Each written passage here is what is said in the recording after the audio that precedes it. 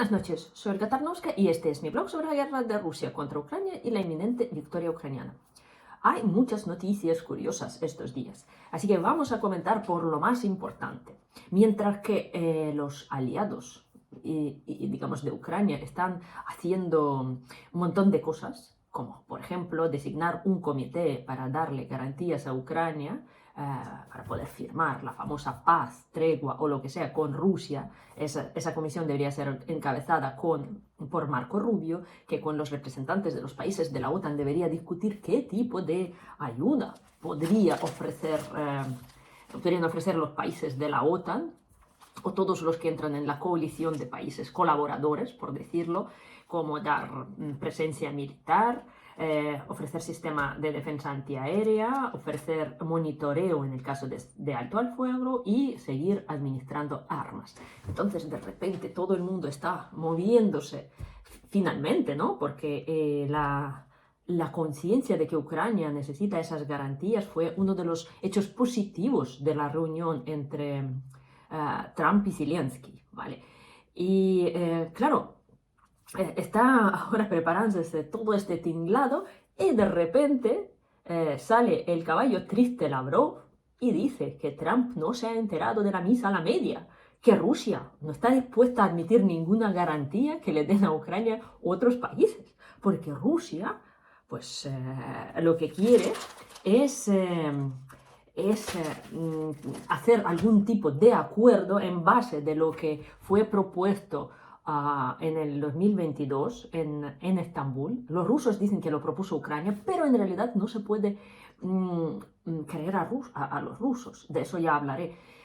Porque cuando hay una reunión bilateral y nadie sabe lo que se ha tratado ahí, Rusia siempre puede salir y decir, pues se ha acordado esto o se ha acordado lo otro, porque va a ser la palabra de Rusia que van a vender nosotros decimos, el humo por algo consistente y contra la palabra de Ucrania que va a decir, pues no hemos hablado de esto no es verdad. Entonces, claro, la mentira rusa va a ser igual que la verdad ucraniana. Entonces, el peligro, por ejemplo, de una reunión vis-a-vis entre Putin y Zelensky es esto, porque ahí nadie va a saber lo que se ha hablado y va a salir Putin y decir, pues nada, Zelensky aceptó todas mis condiciones. Y Zelensky ahí alucinando, diciendo que no, que ni hemos hablado de esto. Pero Putin ya lanzará a cuatro vientos toda su propaganda para luego culpar a Ucrania de no cumplir lo acordado, según él. ¿Vale? Por eso, esa reunión, aunque sea entre Putin y Zelensky, deberá ser supervisada. ¿Vale? Claro, para nosotros la opción de esa reunión sería más o menos aceptable si fuera alguien tipo Erdogan, el anfitrión, que podría estar presente y luego decir, no, esto no se ha dicho, o esto no se ha firmado, o esto no se ha discutido, como ya lo han hecho. En Estambul, después, ha sido bastante buena la intervención de Turquía, porque Turquía es el único país entre los países de la OTAN. Bueno, a lo mejor en otros países hay también, ¿no? Pero en Turquía hay un departamento de exteriores dedicado a la guerra rusa contra Ucrania. Y ellos están trabajando muy bien ahí y nos apoyan, aunque no nos damos besos a lo francés con los turcos, pero nos apoyan con bastante consistencia. Acuérdense, por favor, por ejemplo, de las primeras semanas de esa guerra. Nadie creía en Ucrania, nadie nos enviaba armas, solo Turquía nos dio sus Bayraktares, sus drones, que consiguieron parar la ofensiva rusa a Kiev. ¿Vale? Entonces, Turquía, sin alardear mucho, en muchos momentos nos apoyó. Y simplemente os digo que el peligro de la reunión entre Putin y Zelensky es esa. Y bueno, entonces, volviendo al caballo triste Lavrov. Entonces el caballo triste Lavrov deja a Trump ninguneado totalmente, porque dice que tiene que ser la propuesta de Estambul del año 22 y los garantes de Ucrania van a ser países que participan en el Consejo de Seguridad de la OTAN, ¿vale? Y algún país más puede entrar, ¿vale? Entonces estamos hablando de China y Rusia como mínimo, ¿vale? O de la ONU, perdón, de la ONU, Consejo de Seguridad. Y luego Rusia, en el caso de invadirnos otra vez, puede hasta vetar todas las decisiones y todas las acciones que este Consejo de Garantías de Seguridad a Ucrania resuelva a hacer, ¿no? O sea, si nos quieren dar armas, Rusia va a poner, no, armas no, yo la invado, pero yo gestiono las garantías de seguridad de Ucrania. Entonces, claro, es una tomadura de pelo brutal lo que estamos viendo ahora con Lavrov protagonizando todo ese tinglado.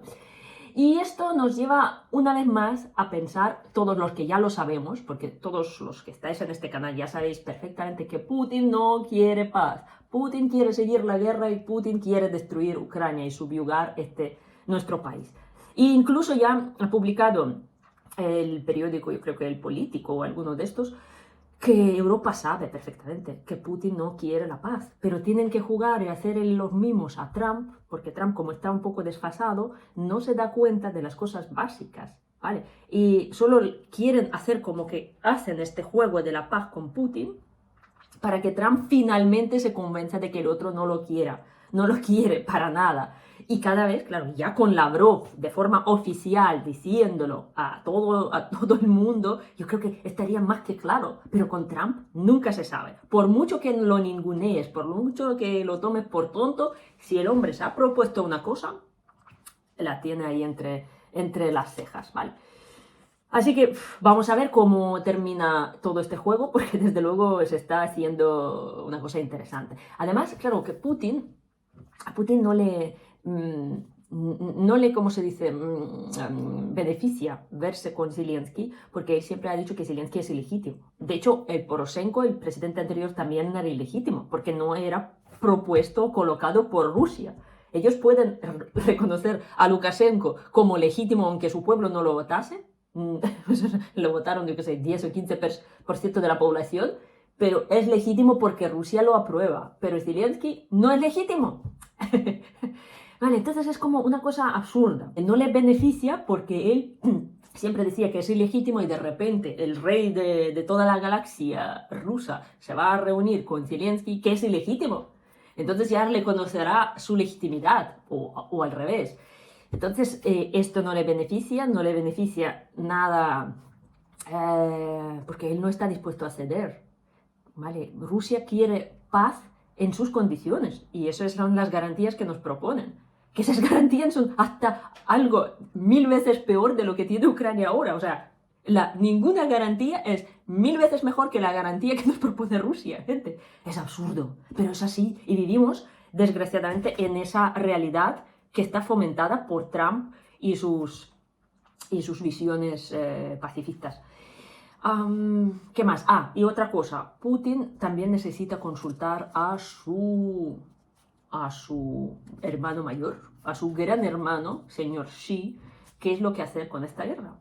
Y claro, tenemos a China que por un lado tiene sus intereses, quiere hacer otra guerra en Taiwán, pero China también es un socio comercial de Europa. Así que ahí Europa podría hacerle un poquito de presión a China para que haga esa presión a Rusia. Porque sin China, Rusia no hubiera aguantado esa guerra. Y cuando los antiotanistas me escriben que Ucrania está con tropecientos países, que no es Ucrania la que lucha, es OTAN la que lucha, pues la que suministra todas las cosas tecnológicas a Rusia es China, desde pólvora hasta le compra el petróleo, clandestinamente, obviamente. Y India ha vuelto a firmar los contratos con Rusia y también va a volver a comprar petróleo ruso. Entonces, esa flojera de Trump de no querer imponer sanciones, pues lo que provoca que a Putin le da igual y suelta al caballo triste a decir eso a la cara de Trump, ¿no? Diciendo, tío, no te has enterado, no vas a tener ninguna garantía ni vas a hacer ninguna garantía a Ucrania que no quiera Rusia. Esto es lo que tenemos por toda esa serie de estupideces estratégicas cometidas por el presidente norteamericano. Bueno, ¿qué más?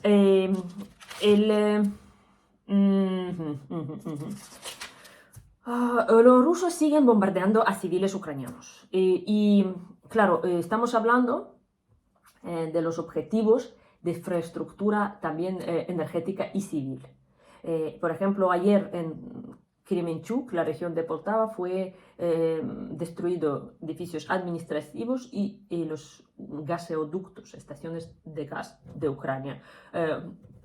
Y aparte de que le lanzaron ahí misiles, había explosiones, ellos hacen misiles mandan misiles llenos de cartuchos, ¿vale? Y los cartuchos son bolas de hierro, que se parecen bolitas de jugar, que están dispersas por ahí y cualquier niño las puede tocar pensando que es un juguete y es explosivo. Entonces, no solo atacan a los objetivos civiles, sino que ponen en peligro la población y con este tipo de artefactos. En Kupiansk ayer fue atacada una ambulancia con drones, hay 2 heridos. En Sumy hoy hubo un ataque con drones en la ciudad de Akhtirka, hay 14 heridos como mínimo, se han destruido edificios residenciales y casas. En hay bombardeos en varias ciudades de Donetsk, creo que Yampil, Dombropilla. Rusia no ahorra bombas aéreas planadoras y esas ciudades que están cerca de la línea del frente se quedan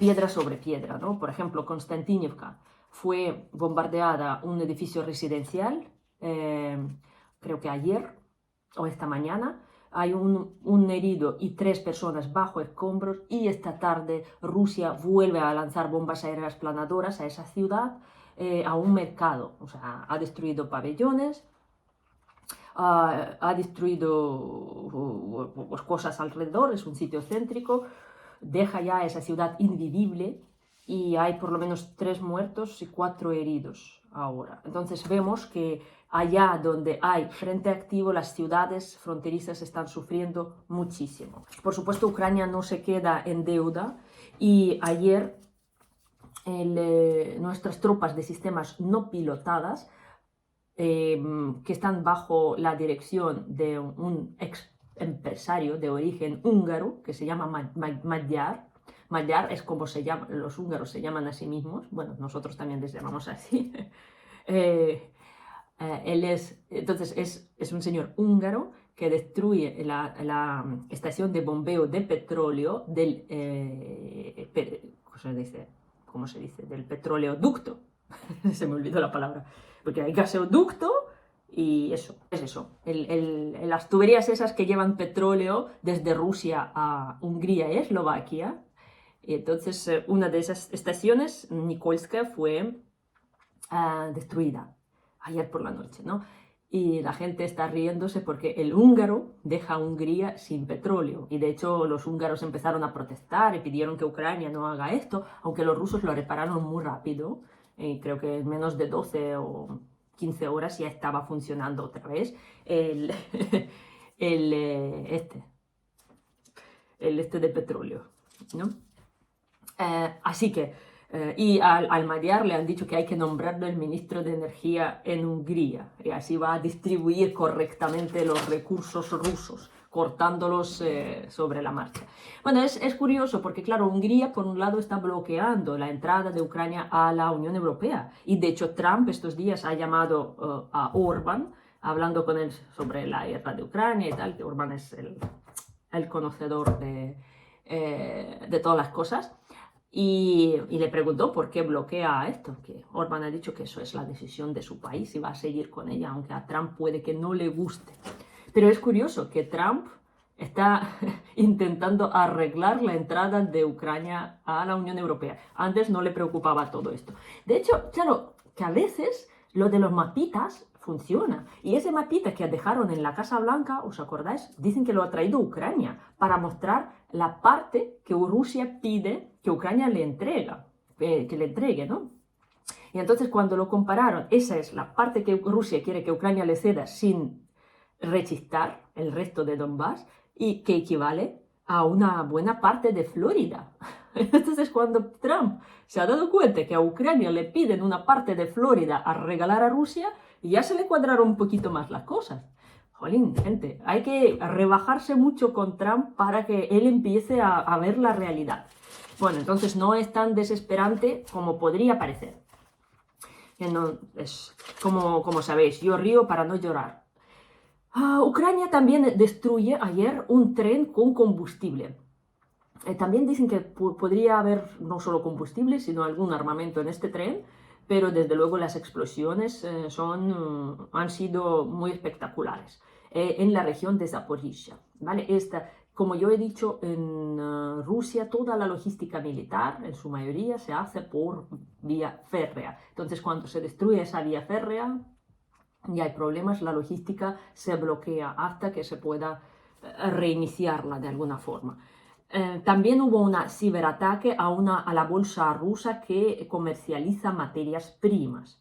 Dicen que es un grupo ucraniano ATES que está residiendo en Crimea o por la gente que es de Crimea. La bolsa se llama Spimex.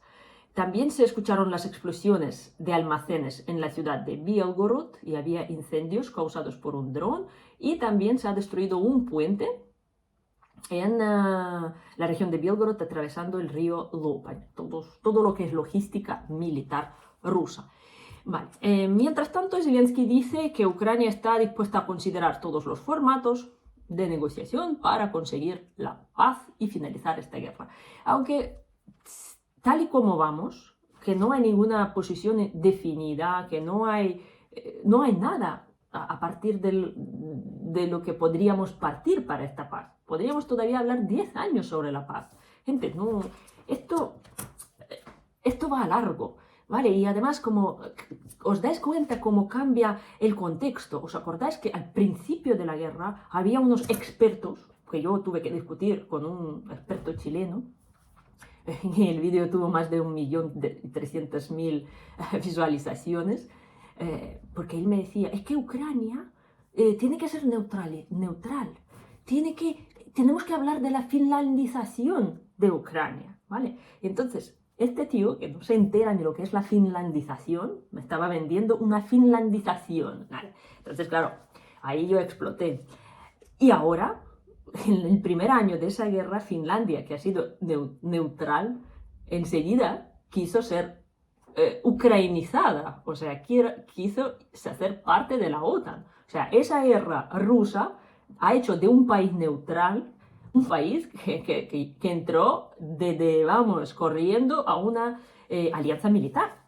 Así que ya nadie habla de la finlandización de Ucrania, eso ya quedó en el año 22 con aquel experto chileno, fantástico. Vale, pero ya estamos hablando que Stubb, el líder que tiene Finlandia, tiene mucha influencia sobre Trump. Y es una cosa bastante interesante porque no es un personaje, digamos, muy conocido, pero a causa de jugar muy bien al golf, ha conseguido... Uy, yo no sé si estáis escuchando las explosiones, están derribando drones, ya han empezado los ataques. Otra vez, hemos tenido 2 semanas de tregua y ya ha vuelto todo esto. Bueno, en eso estamos. Entonces, tenemos como unas influencias así curiosas sobre Trump. Vale. Otra cosa curiosa que también salió estos días es que Ucrania ya elabora sus propios misiles de crucero que se llama Flamenco, que son parecidos con los misiles Tomahawk y Storm Shadow. Tienen un posible alcance hasta 3.000 kilómetros y pueden llevar 1.000 kilos de explosivos, que es un misil bastante potente y Ucrania dice que podría fabricar hasta 50 unidades al mes. No obstante, Rusia ya ha destruido algunas capacidades productoras ucranianas de alguno de estos misiles o de alguna parte de este misil. ¿Vale? Para nosotros siempre es un gran desafío mantener en sigilio y al salvo este tipo de producciones en nuestro territorio. Ojalá lo pudiéramos hacer en algún otro país y con la tranquilidad de que no nos bombardeen así como esto todos los días. Vale, entonces ojalá estos misiles salgan ya a trabajar, porque entonces con un par de misiles de esta potencia podríamos destruir una fábrica entera de misiles rusos, que sería fantástico. Vale, ¿qué más? En el frente, la situación en el frente es bastante tensa porque Rusia aprieta en todas las direcciones. Rusia quiere sacarle a Ucrania los puntos flacos y ahí ya abrir una brecha y que se metan más y más tropas. Entonces, de momento están apretando muchísimo en Zaporizhia, están bombardeando esa ciudad, esa región en el sur de Ucrania con drones y aviación, misiles. Y también se han fortalecido los ataques en la ciudad de Toretsk ya ha sido invadida, ya los rusos han dicho que está dominada por ellos, pero todavía quedan partes que Ucrania sigue controlando y Rusia intenta sacar fuera todas las vías de suministro. También tenemos una noticia falsa que circula estos días. Cada día Rusia lanza unas cuantas noticias falsas, algunas se hacen más populares que otras, y esa es que han hackeado el site del Estado Mayor ucraniano y han descubierto que hay 1.700.000 militares muertos o desaparecidos en esa guerra por parte de Ucrania.